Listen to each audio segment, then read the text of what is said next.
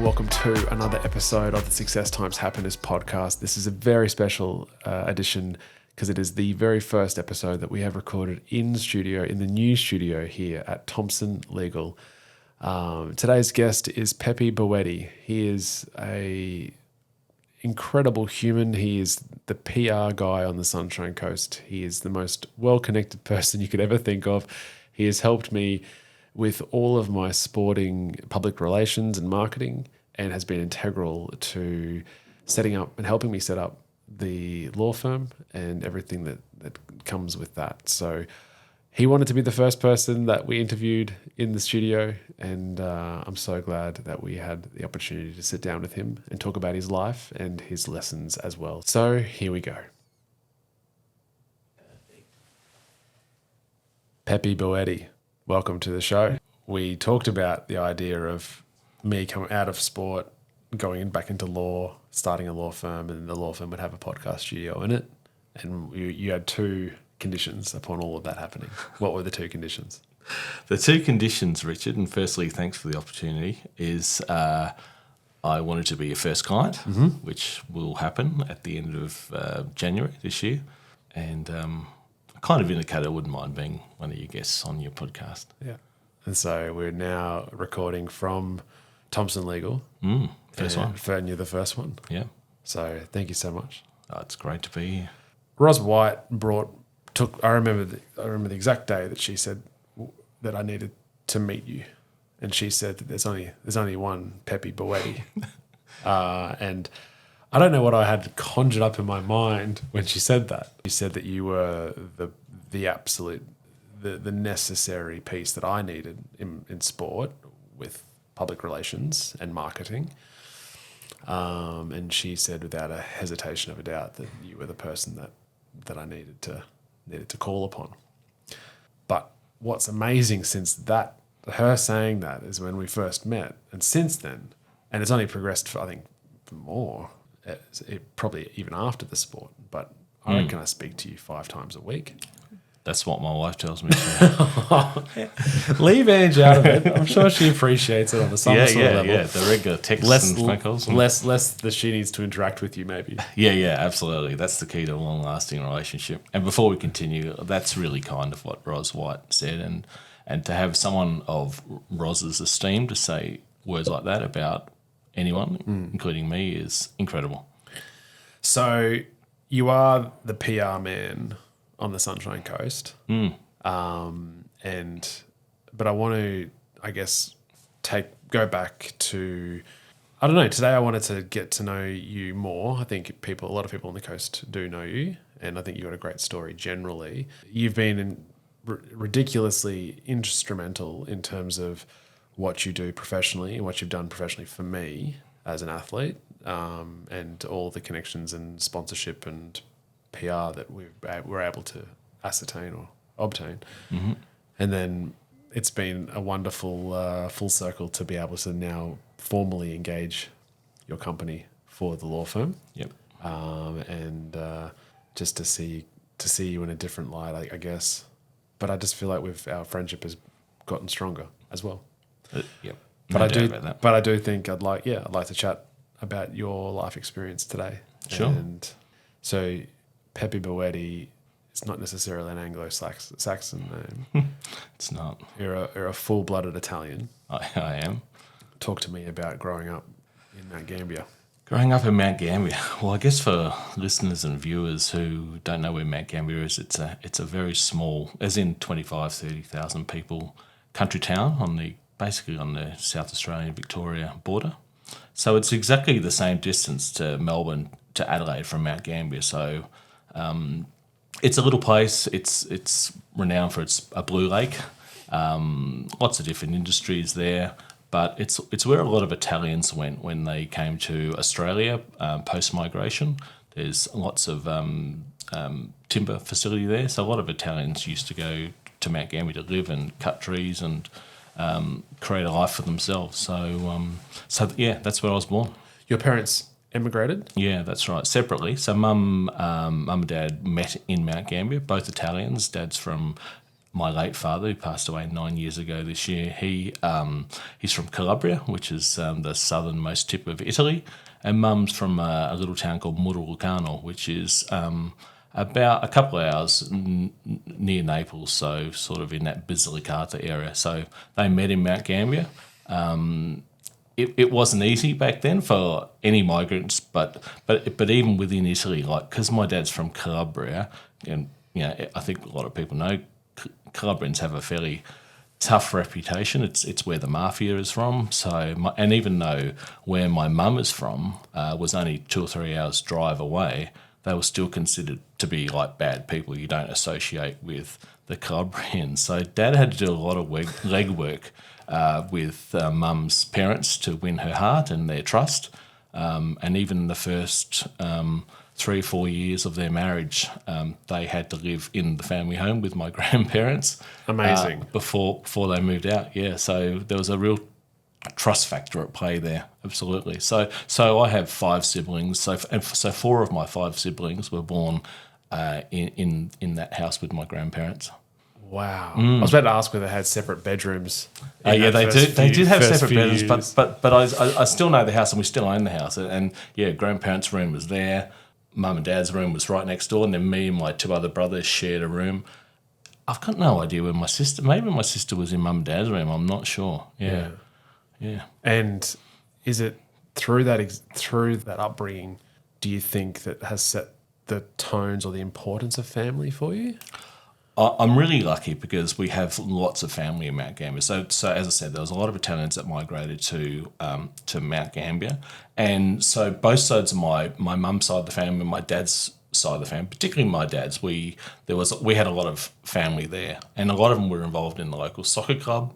They helped set up the club 60 or 70 years ago with as foundation members, and it's still there today, and it's still a huge successful club. So there's a really strong community there of Italians, and I was related to a lot of them. So, Christmases, birthdays, Easter, every event you could think of, you would always have family around. And for me, it was just a great I didn't know any different. So if I had Italian friends, particularly Italian friends who only might have had a couple of cousins around, or didn't do the traditional Italian things that we did, like, make the salami or the pasta sauce, all that, I actually felt sorry for them. I was like, gee, you guys are really missing out, because I got the full Italian experience. You actually said before we started recording that you missed out on a few of, I guess, what we would consider as normal childhood upbringings, because you were so busy making the pasta sauce and the salami. Yeah. Well, I guess we might talk about the caravan park that Mum and Dad bought. So, which restricted our ability to do anything really, because as you know, a caravan park is a 7-day-a-week business from 8 in the morning till 10 at night. I have no experience in caravan operations, but I imagine but you can imagine, like, it's full on, because people come whenever they like to stay with you, and it might be 10 or 11 o'clock at night, so you're staying up until they come, because there's no technology back then to say, we've left the door open for you or whatever. People would ring and whatever. So Mum and Dad's time was really spent at that caravan park. What made the decision for them to get into that business? That's a good question, because so Dad was a mechanic by training, even though his skills weren't recognised, or his qualifications weren't recognised in Australia. So he actually had to go and work for nothing for a little while just to learn his skills or improve his skills and prove that he was a good worker, and he did that in very, very well. So but as the family grew, they decided, well, we can't just live off this income. We need to do something else. And Dad was very entrepreneurial by nature. He was a real people person as well. So whereas Mum was more of a homebody, and she was really good at the accounts and all the admin type things, whereas Dad was the guy that was out there meeting people and fixing things and doing all sorts of stuff. So so that's kind of the life that we led, really. So and I had lots of friends who would go skiing on the weekends, or going to the beach, or surfing, and doing all that sort of stuff. But it was really hard for us, because Mum and Dad were committed to running the caravan park, and we had no other help there. We didn't have staff. You couldn't do things like that. You couldn't employ people. That would be wasting money when you've got 4 or 5 kids that can come and help you do certain things within the business. So within the family, each of us had our own responsibility. So I've got an older brother who turned 60 last year. So he was quite good with his hands. So he was kind of out there helping Dad, fixing things and all that sort of stuff. my second oldest brother, he's great at finance and admin and all that sort of stuff. So he would be helping mum. Yep. Yeah. So, and I had none of those skills. So we also had a laundromat right next to the house where people, like a coin operator laundromat. So people would come in and do their washing and all that sort of stuff. So my job would be go in there and just make sure everything was working all right and talk to people and doing all that sort of stuff. So that's probably where I got a lot of my communication skills from initially. And then my sister's job was to just hang around mum, make sure whatever mum does, you do, and all that sort of stuff, because there's not a lot of leniency for or leeway for young Italian children, female children as well. And then I have a younger brother who went off and did a trade and all that sort of stuff as well. So we were all employed in the caravan park. We all had our jobs to do, and the opportunity to go away and do other things was limited. And then we had a lot of cultural things that we did, like making the pasta sauce or making the salami or doing the other things that we do. So there wasn't a lot of time to do other things. You made mention of your dad's ability to connect with people, and I would put you up there as probably someone that obviously that your ability to connect is so high with, and that's what makes I think you're so good at what you do, because you weren't, as you say, great at the other jobs. Do you think you looked up to your dad and got the ways that he was able to interact? Because I imagine there's going to be so many different walks of life that come into that caravan park, and whether or not you're actively knowing it at the time, but you're picking up skills on how to read people, how to read their demeanor, their facial expressions, their who they are as people, and how to make that small talk and that connection. You think you'd be picking that up from your dad? Yeah, I'd say it's something I did inherit from my dad. And a lot of people say out of probably all the kids, I'm probably most similar to him. Yeah. And I am, but I'm not, because he was very entrepreneurial. He was really street smart. I certainly did inherit that sort of connection skill that I had. But and I'm really open. Like if and it's the same today. I didn't have any. I was never a great student at school. I was even today. Like I'm never the smartest guy in the room. I'm certainly not the best looking guy in the room. I wasn't a great athlete. I didn't have any outstanding attributes, but I guess what I did have is the ability to communicate. I guess nowadays, you would call it, empathy, or those sort of social skills. That emotional intelligence, I guess, is the word nowadays that people use. I guess I have that in a big way. That's probably my superpower, to be honest. I read somewhere, and I'll quote this, that people who feel more connected to others have lower levels of anxiety and depression. Moreover, studies have shown that they've got a higher self-esteem, greater ability to be empathetic, more trusting and cooperative, and others around you are more trusting and cooperative with you. You talked about when you have a resting bitch face, but other than that, there's often a smile on your face. Yeah. Do you think that it must be a beautiful thing to be able to have that continual connection with people and actively seek it, both in your life generally, but also in your work? Yeah, absolutely. Yeah, look, I've always valued friendships and relationships and things like that. And I think I mentioned to you, I've got 4 or 5 mates that I went to primary school back in the 70s. And I'll say their names because they might listen to this one day, is, Tony, James, Bruce. There's a couple others. And, we grew up together and we're still, we've got our own WhatsApp chat group. And, if I'm in Adelaide or Melbourne, we'll catch up. And it brings us back to the days of being pre-teenagers and teenagers and all the fun that we got up to. So I have those long-lasting relationships, but, we moved to the Sunshine Coast back in 2001 and didn't know anyone, so we had to start again. So, and you do that just through the people that you meet through work and whatever, but it takes time. It's, making friends and relationship, it's an investment. So, and that's something I'm prepared to do. Talk to me about the move to the Sunshine Coast. Mm-hmm. How did that come about? Before we go to, can I just jump in? Because I we talked off air just about certain parts in my life, and I want to tell this story because I think there's only one person on the Sunshine Coast that actually knows this story. My boys don't even know this story, so I want to tell this to you. And so the first time they're going to know about this is when they listen to this, and we had lunch yesterday at home with both my boys, and I was going to tell them, and I thought no, I won't. So I guess you talk about certain aspects in your life that have changed you and whatever. So I guess mine was back in 1983. I was in year 11 at high school, and I had to go back to the school to pick up my report card. And for some reason, most kids got it on the last day of school, but I can't remember why, but I had to go back. So I went into the principal's office, and his name was Brian Cooper, and he sat me down. We had, the small talk. And he said, Peppi, here's your report card. And I said, yeah, I know. I can see my name's on there. And he said, I've got something to tell you. Your grades aren't good enough to do year 12, and we're not going to let you repeat. So in my little 16-year-old brain or whatever it was, went, I can't do year 12. I can't repeat 11. I can't repeat year 11. Oh, you want me to leave the school? You're going to kick me out. And he just looked at me and said, yeah, you're out. Because of your grades. And general attitude, yeah. So I need to put a layer on this, and that is that, So I wasn't a bad kid. I didn't get into like fights, and there was no alcohol or drugs or whatever. Just being a kid, just being a little bit silly. And the guys that I mentioned before, they were part of that group, and they're all very successful nowadays, which is fantastic. So I was really struck, and my parents wanted me to leave that school as well because of the people that I've just mentioned, as well as a heap of others. You had a rat pack. I had a rat pack, yeah. So, but we weren't bad kids. Like I said, we didn't do graffiti or anything bad like that. We were just dickheads, really. Right. Like, just cheeky. Okay. That's probably a better word.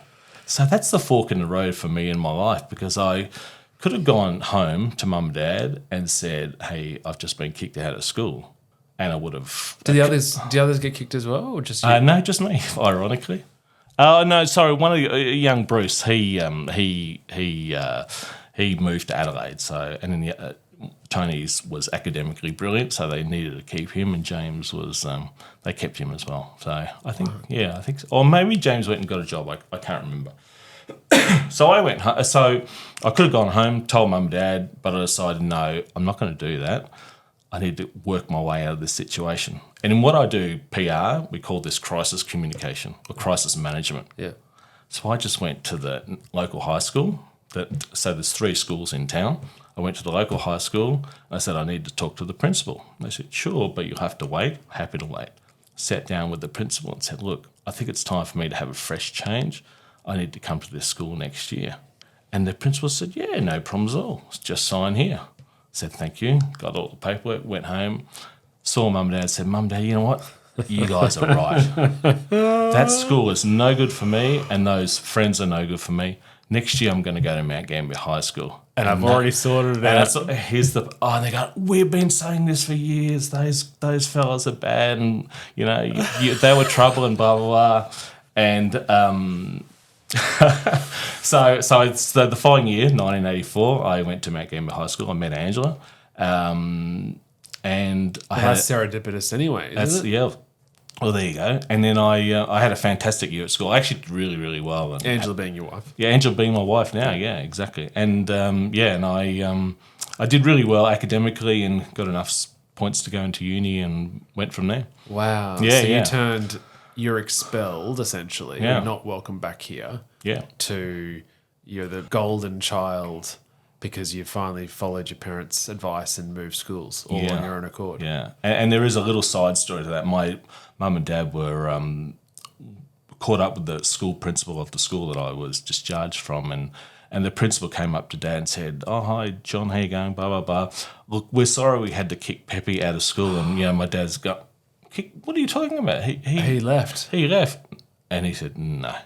And Dad found And when was this? How far? Probably 3 or 4 months into me starting into the other school. But by that time, I was doing so well academically. Well done. It didn't matter. Yeah. It didn't matter.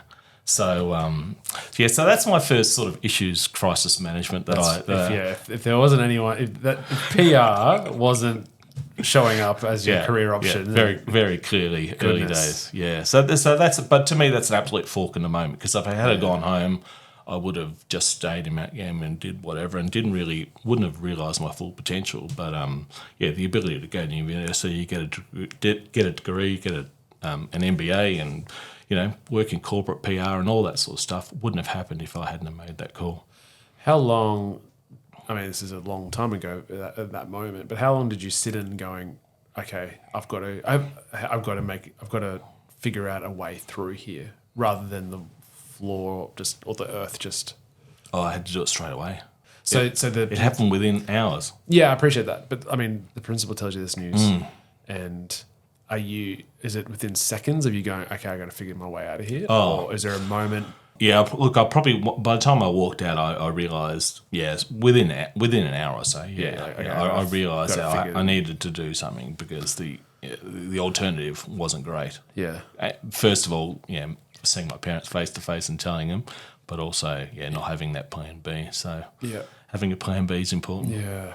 I like that. That's a great story. And so your kids don't know that story? My boys don't know that story, no. In fact, my best friends here on the coast don't know that story. I suggest the one person on the coast that does is Ange. Yeah. Ange's going to... Yeah. She's forever grateful that I got kicked out of. Absolutely. Yeah.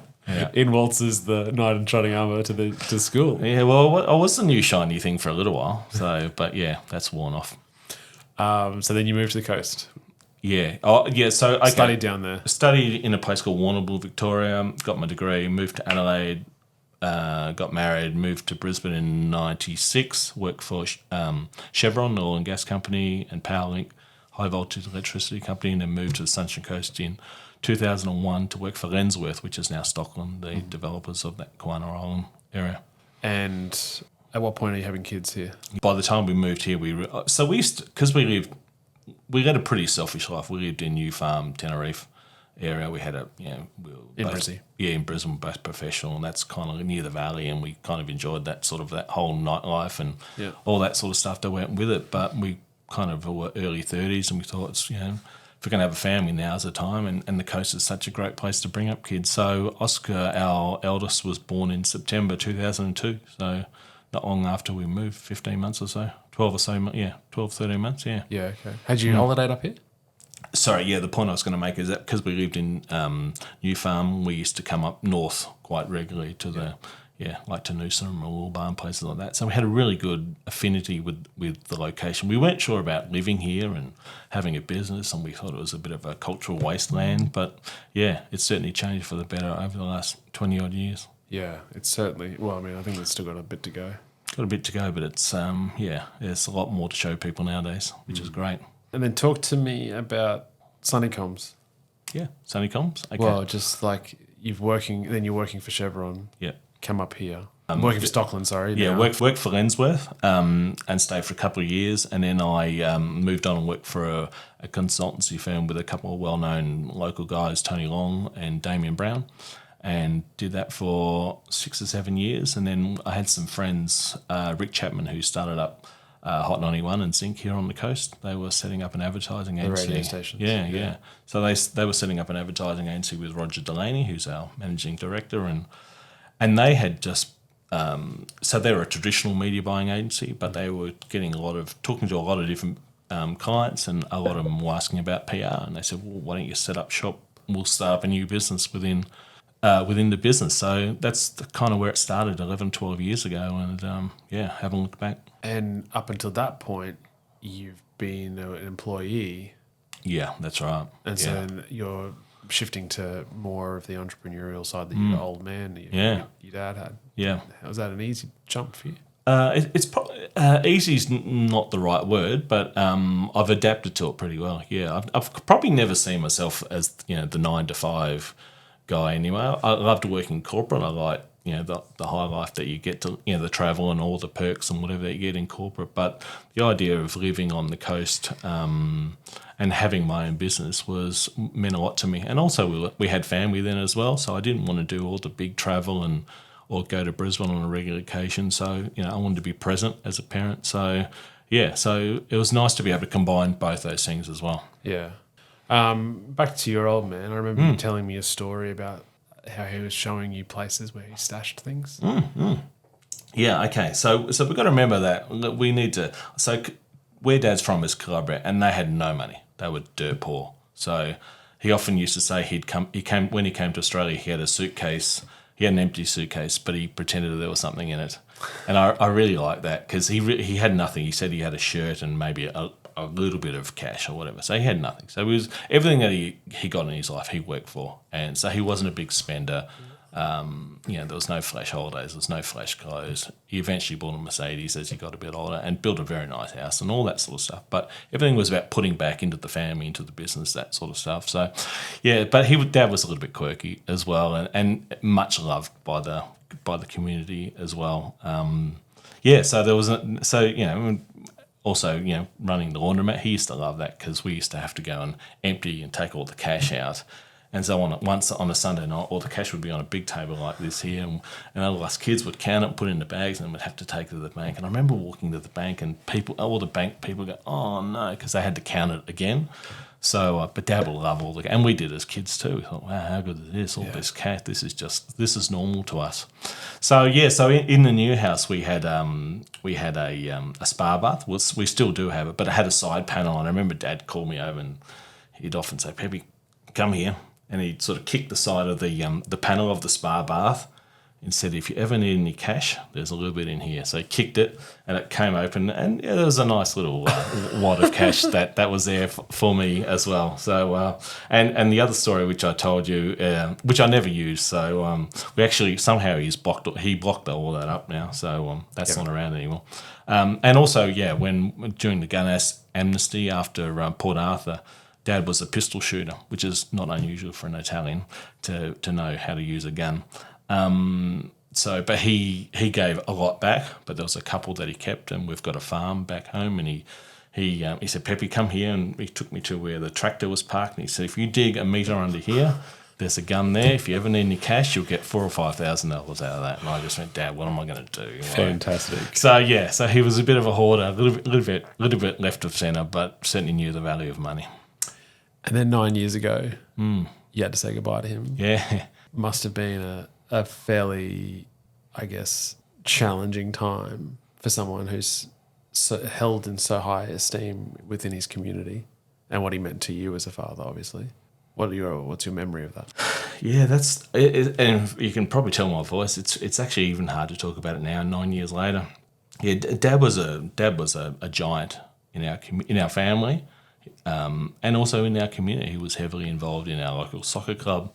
He was heavily involved in the multicultural community. He was a Rotarian for 25, 30 years. So, when you walk down the main street, not that it's a big town, 30,000 people, but if you walk down the main street of Mount Gambier, you'd be stopping every couple of minutes talking to people. He'd be talking to people, they'd call him over and whatever. So he was kind of like the go-to man of Mount Gambier when things needed to get done or whatever. So, but he was diagnosed probably 2 years before he passed away with cancer. So it was a long, slow, sort of painful journey for him. And as a family, we rallied as best we could, and it's actually brought us closer together. There's 5 of us, including and Mum as well, and we don't live in each other's pockets. We all kind of live in separate areas or whatever, and we don't know everything that each person does. But we certainly, at that time, it brought us closer. There was lots of we set up a chat group like all families do, and we just made sure that we did everything that we possibly could to make sure that Dad was okay, and more importantly, Mum was being looked after as well. So, which still happens today with Mum. But I was with Dad for the last 2 weeks of his passing, and you look back on that now and you think, God, I should have done more. I should have videoed him like we're doing now, asking him some questions and talk to him more. But you don't realise how permanent death is. That's the thing. So he passed away at 84 for his 80th birthday. We wrote a book of his life and presented it. We had a massive party, 300 or 400 people, and we reprinted a couple of hundred copies of the book, and everyone got a copy and all that sort of stuff. So that was kind of a fantastic legacy that we've left for our children and grandchildren, and for the wider public who wanted to know a bit more about Dad and his life, it's a proper bound book and all that sort of stuff. That was a great legacy to leave for him. But I was with him and I remember saying goodbye to him and thinking that he's going to be all right. Not all right, but I'll see him again. But within 2 days he'd passed away, and that was it. I've never said this, but I remember getting a text from my brother who was with Dad. No, actually, sorry, he rang me. It was about 5 a.m, and I was back home here now. My brother had had taken over the duty of being with Dad because we stayed with him all night and whatever. And that was the morning he passed away. And I knew it happened. I just didn't want to take the call. I knew why he was ringing. Yeah. That was it. Yeah. But as I said, with hindsight, yeah, probably could have done a bit more to ask those questions that I wanted to ask. But, it was, we all did what we had to do. How did your siblings, his passing impact them? Or your mum? Yeah, Mum's funny in lots of ways, and she's kind of like a get on with it kind of person as well. So to be honest, by the time the funeral happened, there was a bit of relief as well that he was out of pain because in hospital you'd have to hold him up. Not that you'd hold him up so the nurses could clean him, and that wasn't and he was a fraction of the person he was before, and that's not how you want to remember your dad either. No. So it was kind of a bit of relief, if that's the right word, how we all felt because he'd fought the good fight and his time had come. So and as a family we're certainly much closer nowadays. We understand our responsibility to look after Mum and make sure that she's okay. And look, he had a great funeral too. Like there's a church in Mount Gambier that Mum and Dad got married at, and it's where all the major events in our family, weddings, funerals, whatever, happen. And that's church seats about 1,000 people, and it was absolutely chockers. Wow. Yeah, absolutely chockers. And I was lucky. I had a couple of mates here who came down for the funeral, which it's a great effort to do stuff like that, and it's a real sign of love and respect for me and my family, which is great. And I delivered the eulogy that day, which it was difficult, but in a strange way, it wasn't difficult. I felt Dad at my side, sort of making sure that I got through it okay. And it's one of the proudest things I've done is stand there and talk about his life and his impact on our family and the broader community and tell his story and hopefully I did him justice and hopefully people got to understand why he was the person that he was. Yeah. And I should add that, 6 months before he passed away, he was awarded an OAM. Yeah, wow. So as a family, we all went to Adelaide and he received that. And what a giant. Yeah, absolutely. Yeah, giant of a person. So that was such a high. I think that was in about October of the year before. So, 6 months beforehand. So, as a family, we couldn't be prouder. A guy who came to Australia with an empty suitcase essentially and left with, some businesses and properties and just a fantastic legacy. Having a male role model as strong and as beautiful as your dad, what did you take from that, becoming a father yourself? And as you've obviously now, both your boys are they're out of school and into adulthood. How's your ability to be a father developed with having such a great role model as your own father? Yeah, okay. I guess what I saw also was how my dad evolved as a person as well over the years. So coming from Italy and everything had to be tough and hard and, all that sort of stuff. And as he got older, he just became a lot softer. Yeah, okay. Principles and values still absolutely the same. The importance of family and respect and trust and all that sort of stuff. But you could just see him around kids and grandkids. He was a totally different person. So I guess I took a lot out of that as well, as the ability that people can change. They can change the way they see the world, the way they see others. And I guess I've adopted a lot of that from my dad. And as a parent, that's I've tried to include as much of that as I possibly can as a parent as well. The number one thing for Ange and I is the importance of family. So, while Dad was alive, we'd take a couple of trips each year down to Mount Gambier. So to get to Mount Gambier, you have to go to Melbourne, and then it's another 4.5 hour drive from there. So it's a long way to go. Yeah. And for young boys like my boys were back then, it's a big challenge for them. But they absolutely loved it. They got treated like rock stars down there. They've got aunties and uncles doting of them, some giving them cash and, just absolutely loving them. So from my point of view, for them to understand who they are and where they've come from my side of the family, but also Angela's side of the family is really important. So for them to know who their aunties and uncles are, which they know, their grandparents they know, which is fantastic.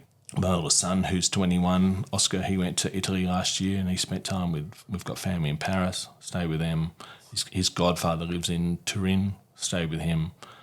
Just that whole understanding of who you are, where you come from, how you fit into this world is really, really important. It gives you that sense of identity, and I like to think both my boys have that. Yeah. I think there's what you said about the ability to evolve as well. Like having your core values stay the same. But that example of your father being such a strong, coming from such a strong sort of brazened background, but then having the ability to be soft enough to adapt and evolve with who he is whilst maintaining those integral foundations, I think is a wonderful thing to be able to see firsthand and then to be able to impart that onto your kids. Yeah, I think Dad saw that in some of the older or some of the other Italians who came from Italy who just didn't change and were always the same.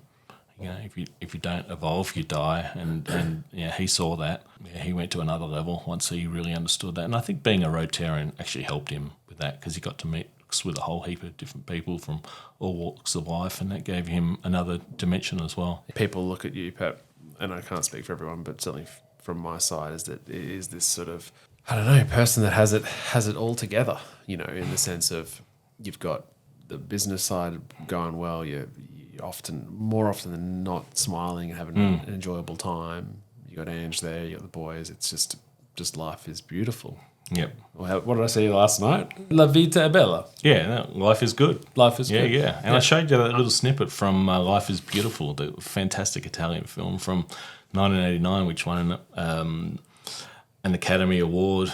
And I sent you a little snippet from that, which really resonates with me, and I'll just explain to our listeners. It's the German guard, and he had some Italian prisoners, and he said, "Come forward, whoever can speak German, come forward." So the German guy was talking and delivering some pretty harsh instructions, and the Italian guy, Robert Benigni, was sort of making light of it. And there's a bit of me in that. Yeah. There's a bit of me in that. There's a little bit of, hey, we're not here for a long time, so let's have some fun.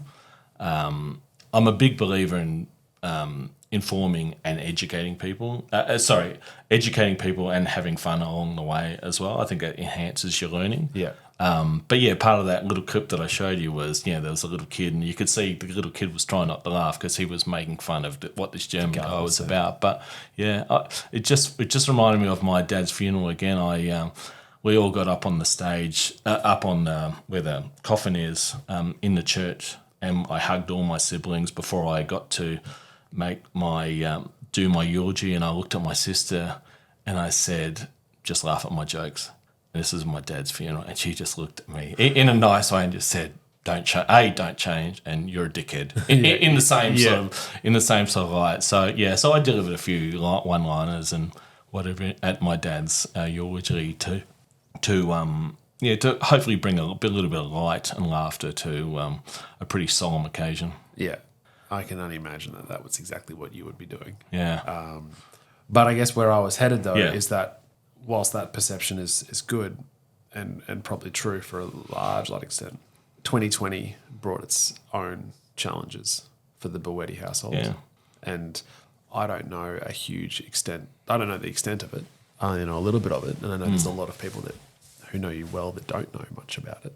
Yeah. So talk to me about the events in 2020. Sure. Yep. And I said to you before, I want to be an open book today and sort of talk about because it's not all positive. There's certain things that happen in your life, and I guess how you react to those things are really important. So it was. I remember the date. We've actually got it on the calendar at home. It was March the 18th, 2020. So, and I don't want to go into too much of the detail, but our younger son Archie, who was I think 14 at the time, was involved in an accident where he received burns to 25% of his body. So.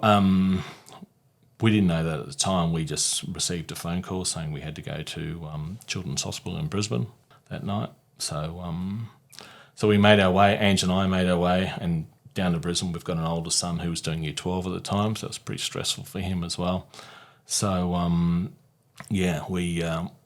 still remember that drive down to Brisbane. Like, Ange and I, we talk a lot, so, conversation flows pretty easily, but that trip, there wasn't a word spoken. We were just waiting for our phone to ring to get updates of how he was, what was happening. All we knew was that he was involved in an accident. He had some burns to his body, including his face, but that's all we knew. So so we got to the hospital. We parked downstairs, and as soon as we got there, the nursing staff and the reception, they knew exactly who we were and why we were there. So we kind of got to his room, and Ange got there first and said, "Oh my God, he's totally dark black." And so we walked in, and his face was totally covered in burns. The skin on his fingers was coming off. He had burns here on his chest and also on his legs as well. And I remember he was coherent. We could talk to him, and he was okay. He was calm. Which was good. And I remember him saying to me, "Dad," oh Jesus, he said, "Dad, is my face going to be all right?" and I didn't know. I had no idea. He had a lot of scarring on his face and whatever, and the accident only happened a couple of hours before that. And I just said, "Mate, you're in the best place you can possibly be right now, and we're lucky in Brisbane. We have some of the best skin specialists in the world." I said, "You'll be right. You'll be fine. Everything will be okay." I didn't know, but you've just got to be positive. And he was in ICU for 3 nights. He was in hospital for a month. He had to learn to walk again. Do the whole rehabilitation, physio, all that sort of stuff. I remember when he got out of ICU, Ange and I got called in to speak to a specialist. He was an Italian. I was hoping he might do a Roberto Benigni and sort of give us the positives, but he just looked at us and said, your son is going to have scars for the rest of his life. And Ange and I, we were in this outside area. We weren't in a room or whatever, and we just were crying our eyes out. And there's 2 things I remember from that. I remember thinking, A, we can't let this affect us, our relationship, Ange and my relationship. We've got to just work through this, which we did. But I also remember going back to the room. They gave us a little room that we could just sort of rest in for a while. And I remember Ange was lying down and she was still sort of crying or recovering. And I remember looking outside, and there was a children's hospital. Yeah. And there was a young girl, no hair, who was being wheeled around. And right then it struck me as I thought, you know what, we could be the lucky ones here. We could be the lucky ones. And we were. He got out. He's just finished year 12. He got a fantastic result. He's got a girlfriend. He's going to Bali. He's got a car. He's got a job. He's going to uni next year, and life's looking pretty good for him. But and to be honest, he deserves all the credit for this. He did all the rehab himself. He ended up having 13 operations in the end. So whoa, yeah, each time. So we'd have to go back to Brisbane. They put him under. He had skin grafts, all that sort of stuff. But if it sounds strange, but if it's going to happen to anyone, someone like Archie would handle it the best. And he's both Ange and I are really proud of him and we're proud of both our boys, absolutely proud of him. But to get through what he got through that time was phenomenal. And as a parent, it's one of those worst nightmare scenarios because it always happens to someone else. Yeah. But on this occasion, it happened to us. But how did you go about with Ange and to ensure that, because that could definitely break a set of parents seeing their child in such pain and such challenging circumstances. How did you sort of see it as this is us versus like we need to band together closer and deal with this together rather than having it in the middle? Yeah, I think there's a couple of things there. One, it's about communication. So there was lots of communication with us about who was doing what. Because as I said, Oscar was doing year 12, so we had to kind of get home or make sure that he was being looked after. So I think communication between us was really important. But one of my favourite sayings about raising children is, and I think Sunny Kids do use it, the local charity here, and that is it takes a village. And, we're really lucky. We've got some fantastic neighbours who have lived across the road next door to us for the last 20 years who are kind of like quasi-grandparents. So whenever we've needed anything over the years, always had them. So they were there to help look after Oscar to make sure he was all right. Yeah. Angie's mum and her husband were around, which is good. And then we've got a network of friends of 5 or 6, maybe a couple more, who helped out with, just buying us coffee vouchers. So when we're in Brisbane, we could just go to a coffee shop and get it, or dinner vouchers or whatever. So I think that's just that whole network that we've got of friends and family who rallied around us.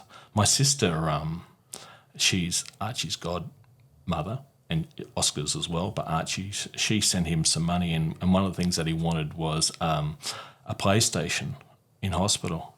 And I didn't understand why he wanted a PlayStation. I thought, what? Come on, you're recovering and all that sort of stuff. But what I realised is that he was able to play games with his mates who were home. So while he's playing PlayStation, they're all connected up with headphones or whatever. Sure. So he was 3 or 4 mates, and he could communicate with them, and they'd all ask how he was going, and they could talk. And I thought it's probably one of the best things that happened to him while he was in hospital is that the fact that he was able to communicate with his mates, because he was stuck in there for a month. We could have visitors, but you'll remember March 2020 was when COVID hit. So sure. As an adolescent, you're probably not going to be super comfortable in being able to just call up a mate and have a chat, or whereas it's probably it's like when you I think certainly for men going golfing, for example, it's a great vessel to be able to have meaningful discussions. And I think for an adolescent sometimes, I guess in that environment with with gaming, it's their ability to enjoy something together and have the ability to sort of sidebar, how's it all going in there? Yeah. Like, how's your face, or how's the next surgery, or what's going on?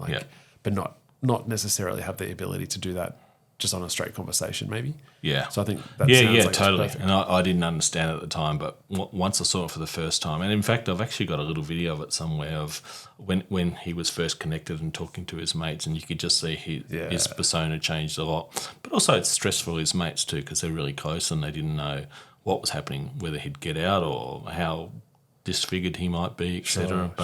But we're pretty lucky. I should end this by saying, his face is perfectly fine. He has some scarring on his chest. He has some scarring on his inner thighs. And Pep, I really appreciate you sharing a bit today. I don't think this is going to be the last time you get into this studio, and I appreciate you being the first one. I appreciate the opportunity to be the first one. But to be fair, like whenever I have a difficult moment, like the idea of thinking about you smiling, laughing, communicating, and that connection with people, and your adage that life is beautiful, I think is just to know that it is so finite, and as you said, that death is so permanent. To make a little bit of a joke, or make it lighthearted, make sure you don't take life too seriously. I think is what we all need, while still maintaining the importance of family and the importance of connection. Yep, it's beautiful. Before you go, I'm going to throw you the 5 quick fire questions, which I haven't told you that I would, but I assume you know them. I do know them. I was going to say at the start, I'm a long-term, like they say in Talkback Radio, I'm a long-term listener, but first-time caller. I certainly, I know this question, and I actually forgot to prepare for it. Prepare for it, yeah. All right.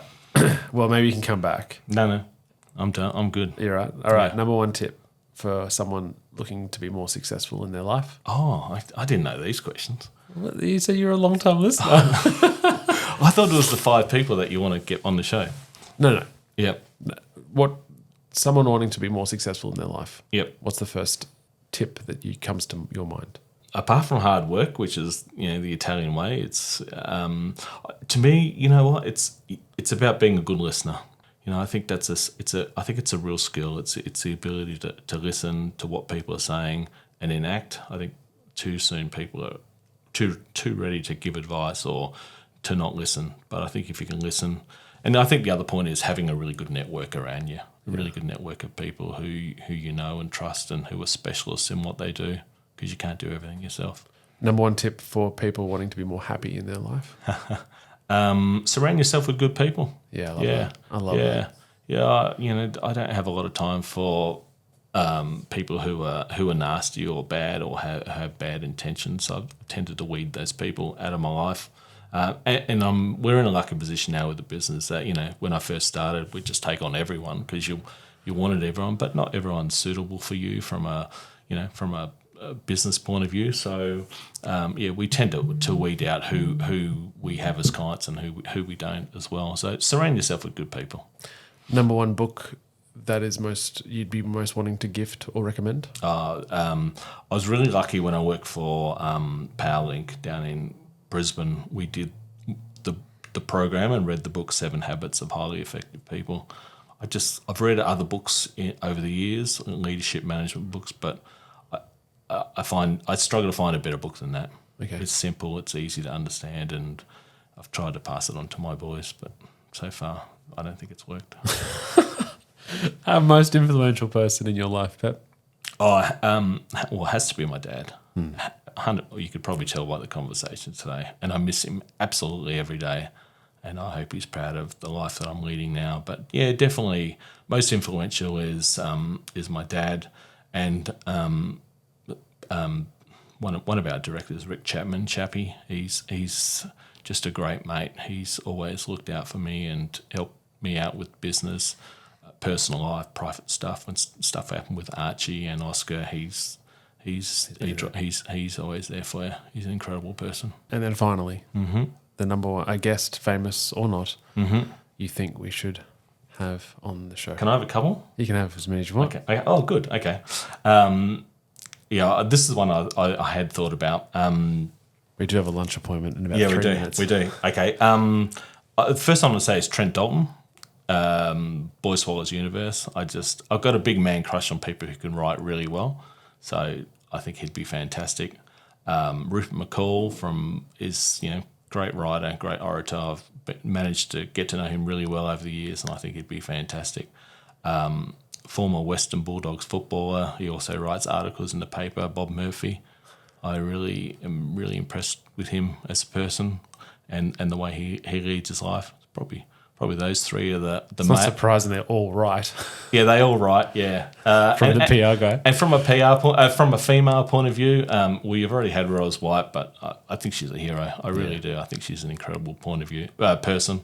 And I have to say, female, a North Melbourne supporter. Our president is a lady called Dr. Sonia Hood. She runs Communities Australia. She's our full-time president. I'd love to get her on. As of last year. And in that year, we lost our coach because of an issue with the AFL, a racism issue, which was proven to be unfounded. But she also was diagnosed with breast cancer during the year as well. So just her leadership of how she's held all that together, and she just holds herself really, really well. And I've never met her, but I think she's a really impressive person. Peppi Bueti, thank you so much for coming on. I'm sure it won't be the last time. Thanks, Richard, and congratulations on what you're achieving. Thank you, mate. Thanks. That was another episode of the Success Times Happiness podcast. We hope you really enjoyed it.